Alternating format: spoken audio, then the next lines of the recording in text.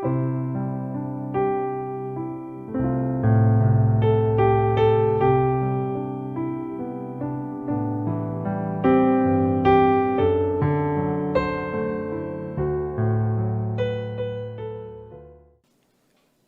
이제 우리가 이 계명 지금 말씀을 나누려고 하는데요. 먼저 우리가 이 계명을 접할 때마다, 이 계명을 들을 때마다 생각해야 되는 것은 이 계명을 주신 분이 누구냐, 그리고 그 계명을 주신 분과 우리는 어떤 관계에 있는가, 이걸 늘 생각하셔야 됩니다. 이 계명만 따로 딱 떼어놓고 생각하면 굉장히 관계성이 없어짐으로 해서 이 계명은 홀로 어떤 교훈처럼, 어떤 세상의 교훈처럼 이렇게 되어버립니다. 그러면 이 계명의 힘이 없어지죠. 계명을 어떤 분이 내게 주셨는가, 어떤 분이 내게 주셨는가. 그 오늘 말씀, 이 출애굽기 20장 말씀 초반에 그 계명을 주신 분이 누구냐라는 것을 분명히 밝히고 있죠. 나는 너를 애굽 땅 종되었던 집에서 인도하여 낸 내 하나님이다. 이렇게 이 계명을 주신 분의 아이덴티티를 분명히 말씀하십니다. 어떤 분이 이 계명을 주셨는가? 이스라엘을 애굽의 노예에서 구속해내신, 인도해내신, 종되었던 그 신분에서 해방시켜 주신, 한마디로 말하자면 이스라엘 백성을 구원해 주신, 살려주신, 생명을 주신 그분이 이 계명을 주고 있다라는 말씀이죠. 그러니까 우리에게 이 계명을 주신 분, 이 계명, 우리 10계명까지 우리가 배울 텐데, 첫 계명도 그렇고 둘째 계명도 그렇고, 이 계명을 주신 분은 우리를 구원하신 분, 우리를 가장 잘 아시고, 우리를 가장 사랑하시고, 우리를 위해서 모든 것을 내어 주실 준비가 되어 있는 그분이 이 계명을 우리에게 주시고 있다. 그래서 우리가 이 계명을 따른다고 했을 때 이걸 이 하나님과의 관계 속에서 이 계명을 따라야 돼요. 그러니까 우리 하나님이 우리를 정말 이렇게 사랑하심으로 이 계명을 주셨다면, 우리도 이 계명을 따를 때에는 하나님을 정말 사랑하는 마음으로, 내가 하나님을 사랑하는 관계 속에서 우리 마음을 다하고 목숨을 다하고 힘을 다하여 뜻을 다하여 주 하나님을 사랑하는 마음으로 이 계명을 따른다. 이제 이 관계가 성립이 되지 않으면, 이게 전제가 되지 않으면 이 계명 굉장히 세상적인 교훈처럼 되어버립니다. 그러니까 우리가 10계명을 전체적으로 얘기할 때 1계명부터 4계명까지 하나님에 대한 사랑, 5계명부터 10계명까지를 우리 이웃에 대한 사랑, 이렇게 구분을 하거든요, 보통. 그러니까 사랑이 핵심적인 키워드라는 거예요, 계명이. 사랑하기 때문에, 우리가 어떤 사랑하기 때문에 그분의 말씀을 따르는 것이고 순종하게 되는 것이죠. 그러니까 10계명을 내가 지키고 싶지 않다라는 것은 어떤 그 계명 자체의 문제라기보다는 그 계명을 주신 분과의 관계, 이 사랑의 관계 속에서 이게 정립되어 있는가, 이걸 점검해 봐야 된다. 하나님 나를 사랑해 주셔서 이스라엘 백성들을 애굽 땅에서 구원해 주신 그 놀라운 구원의 은혜, 생명을 주신 그 분이 나에게 주신 사랑의 메시지, 사랑의 편지, 그 관계 속에서 이 계명을 보지 않으면 우리가 이 계명을 정말 1%도 이해할 수 없습니다. 뭐 이걸 어떤 딱딱한 교훈이나, 심지어 이 계명을 안 지키면 혼나? 좀 겁박하는 듯한 그런 느낌으로 이 계명을 받으면요, 이게 그렇게 받을 수도 있겠죠. 여러분이 어릴 때 엄한 부모님이 여러분에게 뭔가를 시켰을 때 안 하면 혼나? 라는 느낌으로 어떤 것을 지켰을 수는 있어요, 부모님의 말씀을.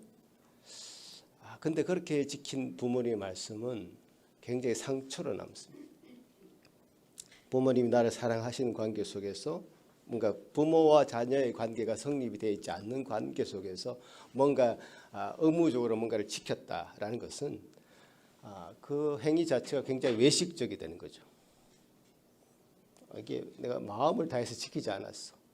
그럼 이제 내가 그렇게 잘 지켰으니까 뭔가 내가 자랑이 거기 들어가게 되고요. 그러면 그 자랑은 반드시 다른 사람에게 어떤 칼이 됩니다. 그게 너도 이렇게 지켜야 돼.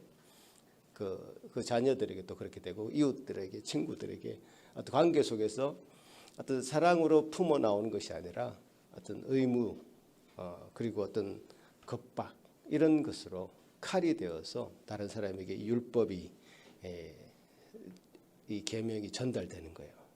그래서 우리를 향한 관심 그리고 우리를 향한 그 열심 이 계명에 이제 드러난 것이고요. 이 계명 우리가 받을 때도 하나님께서 우리를 사랑하시는 그 관계 속에서 우리를 주신 거라면 과연 왜 이 말씀을 우리에게 그렇게 사랑으로 포장해서 주셨는가? 그리고 우리가 그 사랑을 어떻게 또 우리가 주님 말씀을 따르면서 그 사랑을 우리가 또 표현할 수 있을까? 이런 것으로 이 계명을 잘 보시길 바랍니다. 오늘 두 번째 계명 사실 이게 몇 번을 걸쳐서 해야 될 말씀인데 제가 너무 길어지는 것 같아서 한 번에 말씀드리니까 잘 들으셔야 돼요. 내용이 많습니다. 근데 총 세 가지로 요약할 수 있겠습니다. 세 가지로. 뭐 쉽게 말하자면 우상을 만들지 말라는 말씀 아닙니까? 그죠? 우상을 만들지 말라는 말씀인데 세 가지로 첫 번째 포인트는 너를 위하여 우상을 만들지 말라. 이렇게 말씀하시죠. 자, 우상이라는 건 뭐냐? 우상이라는 건 뭐냐 하면 우상이라고 만들어진 것은 100% 자기를 위한 것이다. 자기를 위한 것이 우상이다. 우상 그 자체가 주인공이 아니라 자기가 주인공이 되는 거예요. 그러니까 여기서 계명을 주실 때 너를 위하여 이게 포인트가 있는 거예요. 너를 위하여. 너를 위하여 너 자신을 위하여 그것을 만들지 말라. 이렇게 말씀하시잖아요. 이 비슷한 말씀이 출애굽기 32장에 또 나오는데요. 자, 여러분 나중에 이제 보게 될 것입니다만은 이스라엘 백성들이 모세가 이제 산에서 늦게 내려오니까 돌판을 받느라고 늦게 내려오니까 이스라엘 백성들이 뭐 데모 같은 걸 합니다. 우리를 애굽에서 인도해낸 그 신을 만들어내라. 그래가지고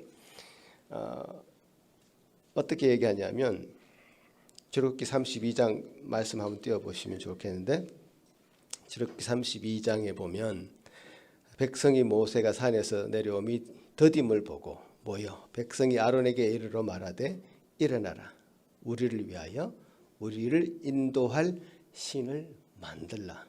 이 백성들의 요청이 굉장히 자기중심적이에요.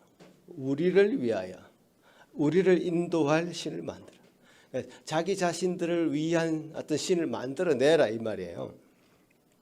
그래서 결국 만드는 게 뭐죠? 금송아지를 만들었어요. 자기들이 금폐물을 다 모아가지고 금송아지를 만들었습니다. 이 대목에서 우리를 위하여라는 이 말이 확 들어오지 않습니까, 여러분? 우리를 위하여. 자기 자신을 위하여 신을 만들었다는 그런 의미죠. 현대 종교학자들도요. 신은 인간들이 만들어낸 것이다 이렇게 얘기합니다. 그러니까 어떤 종교의 기원을 찾아가 보면 그렇다는 얘기예요. 그들이 이제 연구한 것은 이들이 한 말과 전혀 다르지 않습니다. 애굽에서 자신들을 구원해낸 구출해낸 생명을 주신 그 하나님, 그 하나님이 그 구원의 시작이었다는 것을 우리는 분명히 알고 있습니다. 성경에서도 우리를 창조하신 분이시고 우리에게 생명을 주신 분이신데 그 하나님의 초점이 있는 것이 아니라 자기 자신에게 초점이 있는 거죠. 자기 자신을 위하여 하나님을 만들어냈다. 이게 인간의 악함이죠. 악한 인간은 하나님에서 출발하지 않고요. 인간에서 출발해서 하나님이 우리 인간이 하나님을 했던 신을 만들어내 버렸다. 그래서 우리의 어떤 원초적인 욕망은요. 우리가 램프를 가지는 겁니다. 어떤 램프? 그 지인이가 그 안에 들어있는, 문지르면요 뿅 튀어나와가지고 내 소원을 들어주는 그런 어떤 존재를 우리는 갖고 싶어하죠. 인간의 원초적 욕망이 투영되어 있는 본문이다. 출애굽기 32장이. 그죠? 기독교는요 일반 종교와 다릅니다, 여러분. 저는 종교가 아니다. 종교가 아니고 우리의 어떤 삶이다. 우리의 어떤 생명이다. 그렇게 저는 믿습니다. 우리가 하나님의 영광을 위해서 이 땅에 사는 것인지 아니면 하나님이 우리를 위해서 존재하는 것인지 우리가 구별할 수 있어야 돼요. 그러니까 하나님이 아닌 우상을 섬기는 것에는 반드시 자기 자신의 중심성, 자기 신념, 자기 확신, 어떤 자기 자랑이 거기 들어가 있는 거예요. 자기 자신을 빼버리면 우상이라는 건 존재하지 않습니다. 왜냐? 자기를 위해서 만든 것이기 때문에. 하나님은 우리에게 가장 이것을 경계하고 주의를 주고 있는 대목이죠. 여러분 한 사람의 모습을 여러분 기억해 보시면 좋겠는데 사울 왕의 모습을 한번 기억해 봅시다. 사울 왕은 하나님의 기름 부음을 받은 왕이었습니다. 처음에는. 그러나 이 사람이 점점 자기 교만과 자랑으로 그 마음이 채워집니다. 아말렉 족속과의 싸움에서 큰 승리를 얻습니다. 사무엘상에 보면요. 근데 이때 사울은 자기를 위하여 갈멜에서 기념비를 세웠다고 기록하고 있습니다. 사무엘상 15장에요. 자기를 위하여 이 전쟁에서 승리하게 하신 하나님께 영광을 돌리는 것이 아니라 자기를 위하여 기념비를 세웠다. 어떤 비를 세웠다. 이렇게 기록하고 있고 전쟁을 하면서 살찐 소와 양을 남겨놓습니다. 하나님의 명령은 다 진멸하라 였는데 남겨놓습니다. 자기 나름대로 명분이 있었습니다. 왜? 가장 살찐 것을 잡아서 하나님 앞에 제사 드리려고 했다라는 것이죠. 그래서 하찮은 것들은 다 진멸하고 통통하게 살찐 것들 하나님 앞에 바치려고 했다라는 것이죠. 이때 사무엘 선지자 역할이 이때 필요한 거죠. 이 서슬퍼런 사울 왕 앞에 나아가서 아주 유명한 말씀을 합니다. 순종이 제사보다 낫고 듣는 것이 숫양의 기름보다 나으니 이는 말씀 한번 띄워주시면 좋겠는데 이는 거역하는 것은 점치는 죄와 같고 완고한 것은 사신 우상에게 절하는 죄와 같음이라. 제가 다시 한번 읽어드릴게요. 순종이 제사보다 낫고 듣는 것이 숫양의 기름보다 나으니 이는 거역하는 것은 점치는 죄와 같고 완고한 것은 사신 우상에게 절하는 죄와 같음이라. 자, 하나님이 명령하신 것에 순종하지 않은 마음, 거역하지 않은 마음, 완고한 것, 고집스러운 것, 이런 모든 것은 우상에게 절하는 죄와 같다라는 것이죠. 완고하다는 것이 뭐죠? 자기 생각에 빠져 있는 거예요. 하나님 말씀에 자신을 내어놓고 하나님 제게 말씀하십시오. 제가 순종하겠습니다. 이 사무엘 선지자의 태도가 필요한데 이 반대로 하나님 그렇게 말씀하시지만 난 내 생각이 맞다고 생각합니다. 자기 소견에 오른 대로 행해버리는 것이죠. 이게 완고한 것입니다. 모든 것을 오픈해서 하나님 말씀이 맞다면 제 것을 포기하겠습니다. 이 자세가 필요한데 우상 숭배의 마음은 아니죠. 자기 애착과 자기 자랑, 어떤 자기 신념, 자기 교만 다 들어가 있어서 이 모든 것을 하나님의 말씀에 자신의 마음을 오픈하는 것이 아니라 자기 하나님께 대한 통로를 막아버리고 자기 생각을 더 강화시키는 쪽으로 나아가게 된다라는 것이죠. 굉장히 이기적인 그런 행위가 바로 우상 숭배라는 것입니다. 예수님은 제자들에게 이렇게 얘기했습니다. 마태복음 16장 말씀인데 누구든지 나를 따라오려거든 자기를 부인하고 자기 십자가를 지고 나를 따를 것이다. 그러니까 우리 이 신앙의 핵심이 여기 있는 것 같아요. 자기 부인, 자기를 부정하지 않으면 하나님 앞에 어떻게 우리가 나아가겠습니까? 내 것을 다 챙기고 내 생각을 그대로 간직하고 내 것을 나의 체면과 나의 경력과 나의 모든 지식과 이런 걸 다 고스란히 간직한 채로 하나님 앞에 나아갈 수 있겠습니까? 못 갑니다. 하나님이 아니라 우상을 가지고 하는 것이죠. 그거는 하나님은 그런 분이 아닙니다. 하나님 우리를 시작하신 분이고 하나님 우리를 이끌어 가시는 분이고 하나님 우리를 완성하실 분이에요. 그 하나님 앞에 우리 자신을 다 내려놓지 않으면 부인하지 않으면 결코 그 하나님을 만날 수 없습니다. 여러분 우리가 우상처럼 할 수 있는 것들이 많이 있습니다.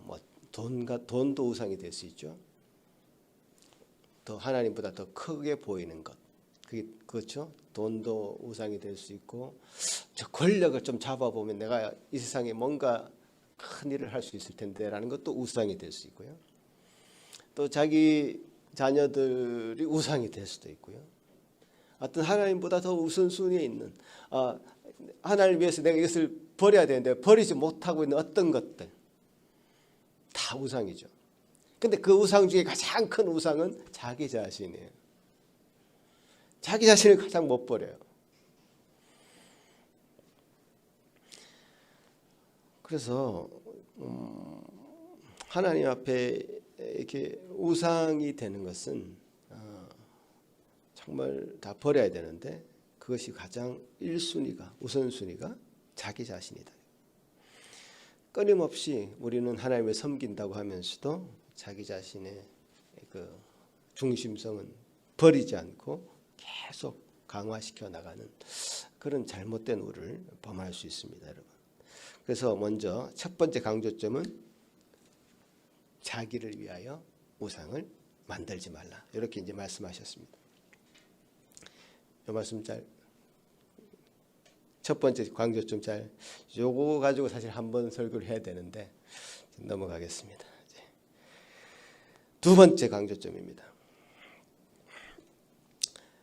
두 번째는 피조물의 형상을 만들어서 그것에게 절하거나 섬기지 말라는 거예요.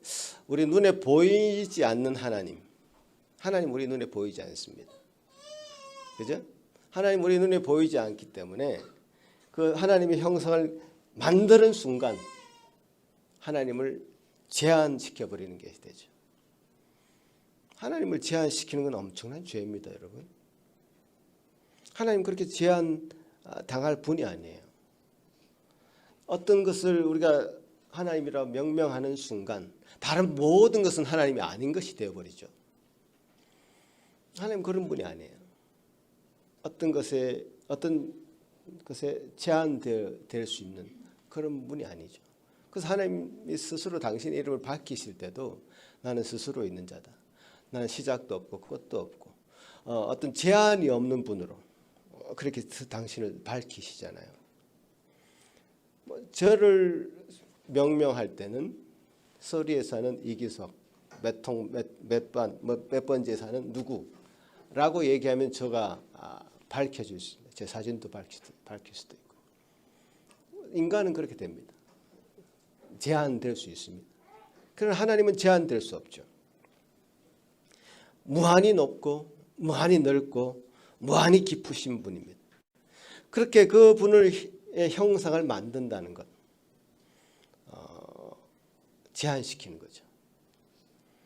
금송아지, 곰, 독수리, 고목나무 등등등등 어떤 것으로도 형상화를 시켜서는 안 됩니다. 그 형상화 시켰을 때 사람들이 어떤 신앙심을 고취할 수 있기 때문에 종교학자들은 전통적인 종교를 연구하는 사람들은 원주민들도 이 토템 같은 걸 만들어서 독수리 형상이나 곰의 형상이나 이런 토템을 만들어서 어떤 신앙의 공동체를 유지하긴 했습니다.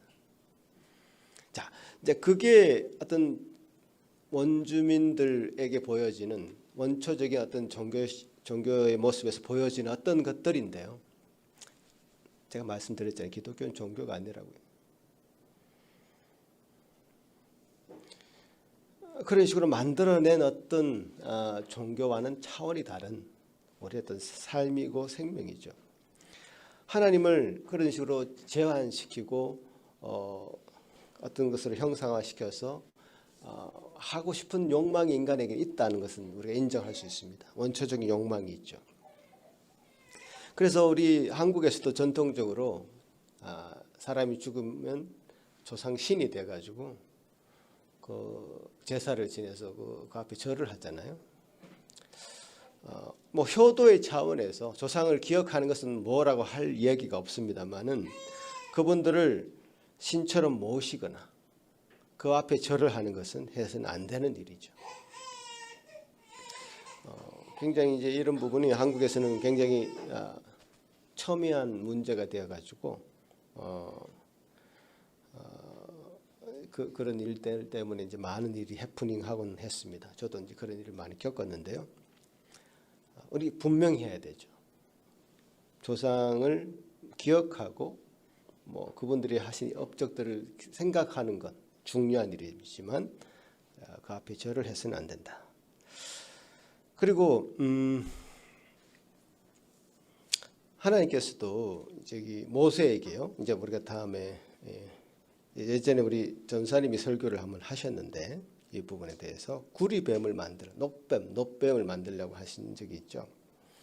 이스라엘 백성들이 계속 불순종하는 그런 일이 해픈하자 불뱀을 보내서 그들을 물게 하셨죠. 희생이 늘어나자 모세가 하나님 앞에 나아가게 되고 기도하면서 하나님은 그들에게 노뱀을 만들어 장대에 매달라고 지시하십니다. 노뱀을 바라보는 자들에게 어떤 치유의 능력을 허락하셨고 노뱀을 바라볼 때 그들은 살아났습니다.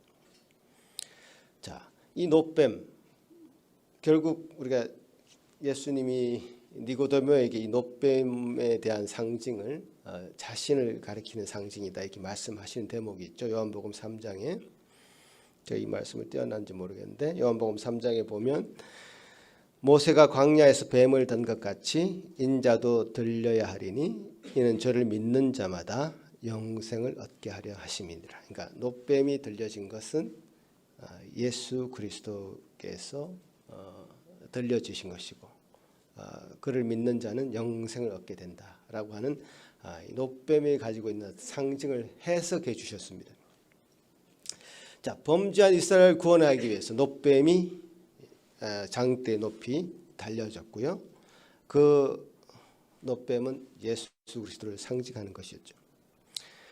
자, 이 노뱀 하나의 상징으로서 의미가 있고 가치가 있는 것은 분명합니다. 그런데 나중에 이스라엘 백성들이 이 노뱀조차도 우상처럼 섬기기 시작합니다. 그 앞에 절을 하고 제사를 지내고 그런 일이 해픈을 해요. 히스기야 왕이 종교개혁을 감행할 때 이 우상의 제단과 여러 제단과 함께 이 노뱀도 부셔버립니다. 자, 그런 일이 생기는데 열왕기하 18장 말씀 한번 띄워주시면 여러분 같이 한번 읽어볼까요? 열왕기하 18장 4절 말씀인데요. 시작. 여러 산당을 제하며 주상을 깨뜨리며 아세라 목상을 찍으며 모세가 만들었던 노뱀을 이스라엘 자손이 이때까지 향하여 분향함으로 그것을 부수고 누스드라이라 일컬었더라. 자, 이게 이 인간의 어떤 취약함이 여기서 참 드러나는데요. 하나의 어떤 상징으로 이제 쓰였던 그 어떤 것, 거기서 뭔가 어떤 치료하는 광선 같은 게 나오는 것으로 인간은 받아들일 수 있고요. 그거 자체가 어떤 신비한 능력을 가진 것처럼 생각할 수 있습니다. 그렇기 때문에 이런 어떤 상징 것들, 상징으로 표현되는 형상화하는 것을 가능한 한 안 하는 것이 좋겠다. 심지어 이 십자가라는 것도요. 우리가 뭐 차에 십자가 달고 다니는 분들이 있잖아요. 십자가를 기억할 때, 생각할 때 예수 그리스도를 기억하게 되고 우리를 위해 하신 그 희생을 기억하게 되는 거 좋습니다. 그런데 그걸 달면 내 차에 사고가 안 날라나? 뭐 이런 식의 생각한다면 하나의 십자가가 아니라 이 부적처럼 사용하는 거거든요. 이게 그런 식으로 사용해서는 안 된다는 거예요. 어떤 상징이 가지고 있는 그 본래 의미가 있는데 그 의미를 생각하지 않고 그 상징만으로 형상화를 시켜서 그것이 어떤 종교심을 자극하는 그런 것으로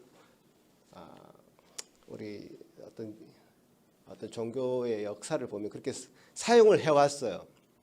그래서 웬만하면 그것을 사용하지 말자라는 것이 종교 개혁입니다, 사실은. 그래서 이게 뭐 신자들의 신앙을 촉발할 수 있는 계기가 될 수도 있죠, 십자가. 그러나 양날의 검인 거지, 사실은. 그 십자가를 막 이제 앞에 가면 뭔가를 내가 뭔가를 얻을 수 있는 것처럼 그것이 어떤 부적처럼 사용된다면 그건 또 그게 또 우상화되는 거죠. 뭐 어떤 마리아의 형상이나 심지어 예수님의 형상이나 또 예수님의 제자들의 형상이나 이게 만들어 놓고 뭔가 굉장히 경건해지는 마음이 촉발되긴 해요. 저도 이제 그런 동상 앞에 가면 그런 마음이 생기죠. 근데 그 차원에서 머물지 않는다는 게 문제죠. 그 차원에서 머물지 않고 더 그것이 주는 어떤 효험이 있는 것처럼 생각해버리는 쪽으로 나아가니까 아예 이것을 만들지 않는 것이 더 유익하겠다라고 결론을 내리게 되는 거죠. 그래서 우리 인간의 연약함과 죄악성을 볼 때 어떤 형상을 만드는 것은 유익함이 없다라는 것이죠. 그래서 이제 어떤 형상화하는 것, 뭐 그것은 어떤 것으로든 하나님을 형상화하든지 피조물을 형상화하든지 형상화해서 그것을 섬기거나 절하는 것은 금지하신 겁니다. 자, 여기까지가 두 번째 강조점입니다. 자, 세 번째. 이 계명에만 좀 이렇게 특별하게 부록이 달려 있습니다. 부록이 달려 있는데 이 계명이 조금 길어요. 다른 계명보다. 왜 기냐? 이 부록이 달려 있기 때문인데요. 이 부록은 하나님의 어떤 성품에 관한 이야기를 하십니다. 굉장히 의아한 생각이 들 정도로 하나님의 성품을 얘기하시는데 나는 하나님은 질투하시는 하나님이다. 이런 말씀을 하십니다. 이제 분명히 하나님이 어떤 성품 중에 하나인데 이게 질투한다라는 말을 우리가 부정적인 감정이 먼저 들기 때문에 왜 질투하는 하나님이라고 말씀하셨나 생각이 들게 되죠. 그래서 우리가 이 원어적으로 한번 들어가 보면 질투라는 단어는 칸나라는 단어죠. 히브리어로.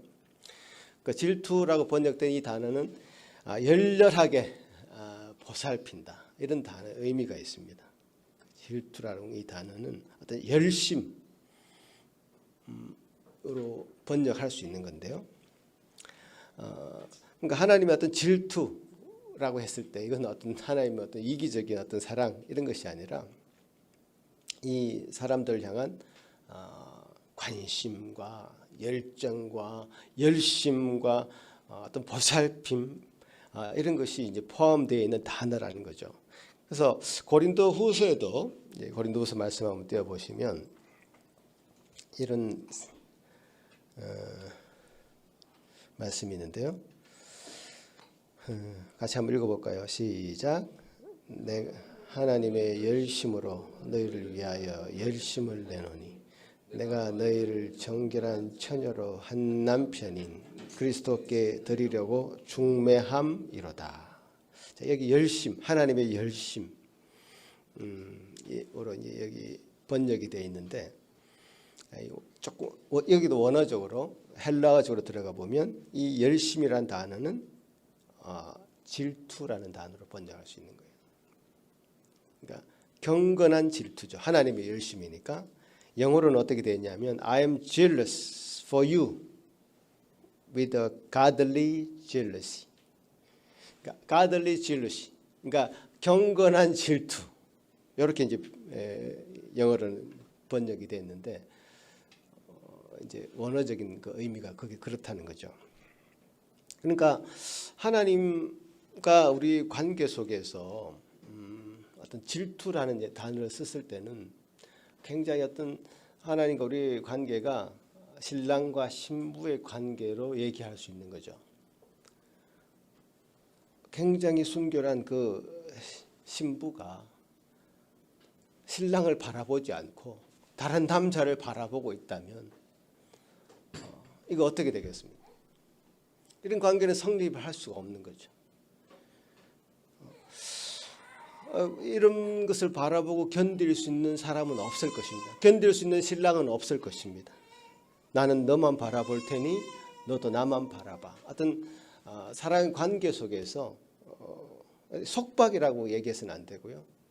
정당한 관계 속에서 일어날 수 있는 그런 관계성을 우리가 얘기하는 거죠.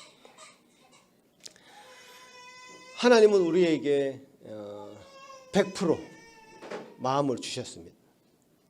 그럼 우리도 하나님 앞에 100% 마음을 드려야지 정당한 관계죠.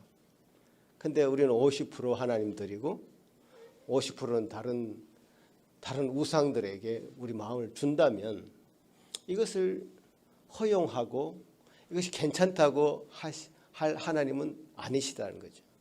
우리 인간 신랑과 신부의 관계 속에서도 내가 나의 신부에게 100% 마음을 주고 있는데 나의 신부가 혹은 그 반대로도요. 제가 남자 쪽에서 먼저 얘기하시니까 미안한데 반대로도 마찬가지죠. 50%를 다른 사람에게 주고 있다면 근데 그것이 괜찮다. 내가 이 정도 허용할 수 있어. 이거를 정상이라고 볼 수 있는 사람은 좀 이상한 사람 아닐까요? 그런 영화가 있었잖아요.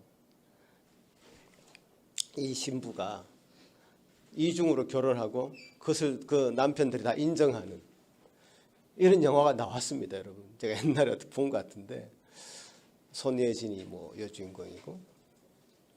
그러니까 세태가 이제 그렇게 흘러가는 거죠. 이 남자에게도 마음을 주고 이 남자에게도 마음을 주는데 그 다 결혼 관계에 있고 그 인정되는. 이건 이제 세태가 그렇게 흘러가니까 이 세태의 문제이지 정상이라 볼 수는 없는 거죠. 여기서 질투라는 말을 썼을 때는 이 사랑의 관계 속에서 반드시 정상적으로 작동하는 어떤 메커니즘이죠. 이렇게 되지 않으면 100% 마음을 줬는데 100% 마음을 받고 싶은 것이 하나님의 마음인데 이렇게 되지 않으면 하나님은 우리 하나님이 아니신 거지. 우리도 하나님을 100% 섬기지 않으면 하나님 우리가 어떻게 하나님을 100% 섬기지 않으면서 우리 하나님이라고 말씀을 할 수 있겠냐고요. 물론 우리 인간들은 부부는 그렇게 안 될 수 있습니다. 사랑이 변할 수도 있고요. 그렇지만 우리는 하나님은 우리를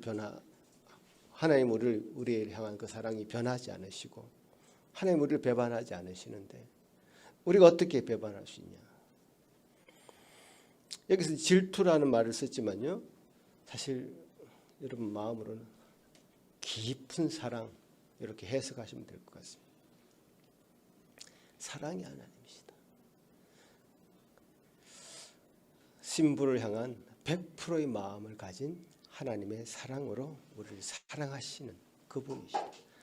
그러니까 우리 우상에게 눈 돌리고 마음대로 행하고 있는 우리 백성들에게 하나님은 절대로 용납하지 않으십니다. 그것을 못하게 막으시는 거죠. 이 사랑의 관계에서 그것은 정당하기 때문에 그렇게 되어야 된다는 것이죠. 이 하나님의 성품을 우리 오늘 이 계명을 보면서 알려주셨기에 우리가 그 말씀 하나님을 우리가 또 배우게 되는 것이죠. 여러분 이 세 가지 강조점에 대해서 오늘 말씀을 들으셨는데 우상을 만들지 말라 이 한마디로 요약할 수 있겠지만 그 우상이라는 것은 첫 번째 우리 자신을 위한 것이기 때문에 우리 자신을 위한 어떤 것이기 우상일 수밖에 없기 때문에 그 우상으로 우상을 만들지 말라는 것이고요. 또 형상을 만들지 말라는 것은 그 형상이라는 것은 결코 우리 어떤 인간의 악함이 우리가 연약함이 그 형상으로 인해서 더 악해지는 쪽으로 갈 수밖에 없고 하나님을 하나님으로 정당하게 섬길 수 없는 그런 것으로 빠지기 때문에 형상을 만들지 말라라고 말씀하시고 또 하나님의 어떤 성품에 대해서 우리에게 알려주신 것은 정말 감사한 일이에요. 여러분 하나님이 이렇게 당신을 드러내 주시고 계시해 주셔서 하나님의 성품을 우리에게 밝혀주시잖아요. 하나님은 뭐 우상하게 우리 좀 마음을 빼앗겨도 허용하시는 분이야 이게 아니라 절대로 안 돼 그건 라고 분명하게 말씀하시잖아요. 그러면 그 하나님의 성품을 따라서 우리가 하나님 앞에 우리의 마음을 100%의 마음을 드릴 수 있는 그런 하나님의 자녀로서 성도로서 살아가야 되는 것이죠. 부족하죠. 안 되죠. 그렇지만 그 방향성을 가지고 우리가 평생을 살아가야 된다는 걸 기억하시기 바랍니다. 기도하시겠습니다. 하나님 아버지 감사합니다. 우리 말씀을 통해서 또 하나님 성품도 알려주시고 또 우리에게 참 어떤 것이 잘못되어 가고 있는 것인지 가지치기 해주시고 참 이렇게 우리에게 분명하게 알려주신 것으로 인해서 주님 우리가 그 가이드라인을 가지고 우리의 삶을 또 살아가게 하신 것 참 감사합니다. 이것이 없었다면 우리가 어떻게 하나님을 더 분명하게 알 수 있겠으며 하나님이 원하시는 것이 무엇인지 어떻게 우리가 알 수 있었겠습니까? 주님 말씀해 주시니 감사하고 또 그 말씀의 그 참 자유함을 가지고 감사함을 가지고 순종할 수 있는 저희들 되게 하여 주옵소서. 예수님 이름으로 기도합나이다. 아멘.